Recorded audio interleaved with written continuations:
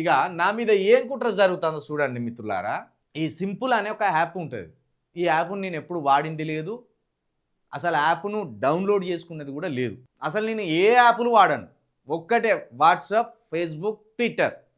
ఇవి కూడా రాజకీయ చైతన్యాన్ని కలిగించడానికి, అప్డేట్స్ ఇవ్వడానికి మాత్రమే వాడతా ఈ యాప్లు. ఇక వేరే ఏ యాప్లు వాడను నేను. ఇక చూడు, సైబర్ క్రైమ్ కంప్లైంట్ ఆఫ్ 72,078 రూపాయలు విత్ ద అక్నాలెడ్జ్మెంట్ నెంబర్ వచ్చేసి 21609250052381 filed by legal team from simple against you has been accepted by cyber crime police station బెంగళూరే.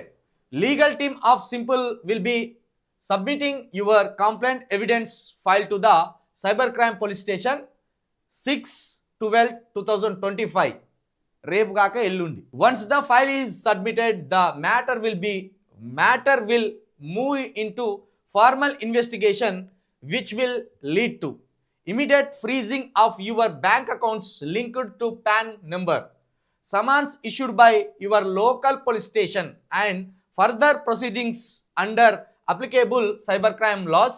You can also check the status of your complaint with the above mentioned acknowledgement number.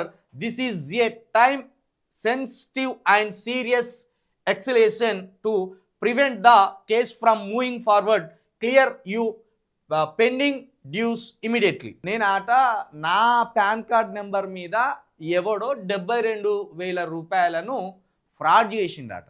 మరి నా pan card మీద ఎవడో 72,000 రూపాయలను fraud చేసినప్పుడు వాడిని పట్టుకోవడం cyber crime police వాళ్ళకు ఎంతల పని? చిటికెల పని. అది బెంగళూరు అట.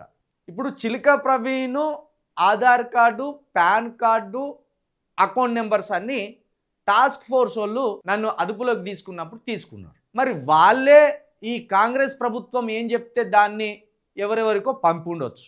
మరి దాన్ని దృష్టిలో పెట్టుకొని వీళ్ళే కుట్రలు పన్నుతున్నారు.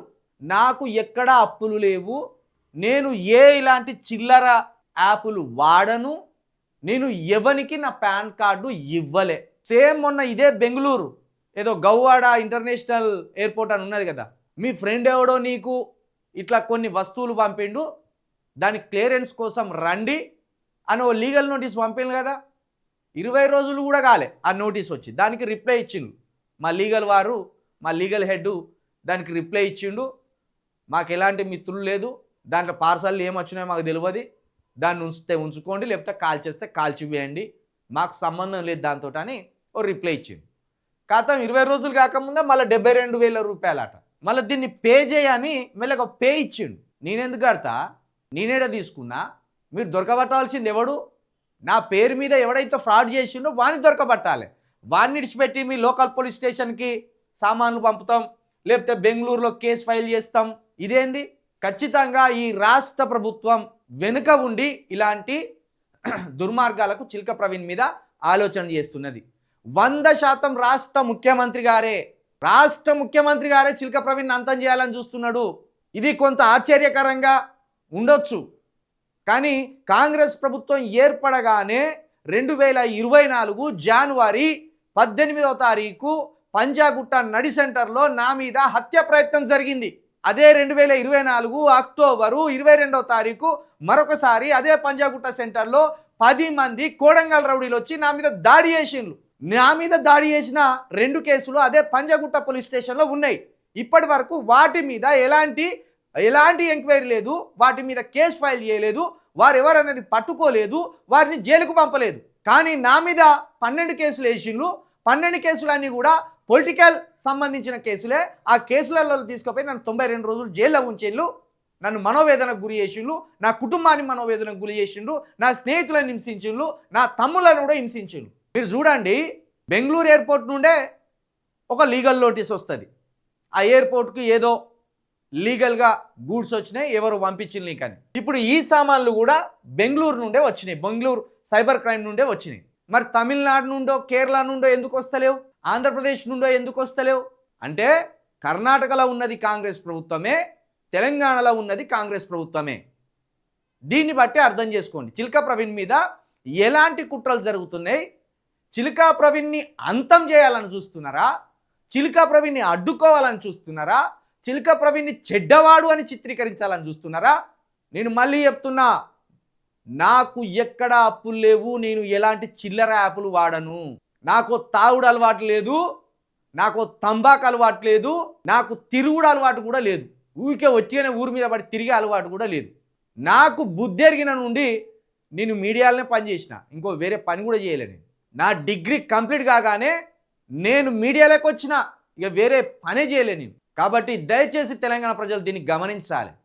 ఈ రాష్ట్ర ప్రభుత్వం నా మీద ఎన్ని రకాల కుట్రలు అల్లుతుందో అన్ని రకాల కుట్రలను ప్రయోగించాలని చూస్తున్నది.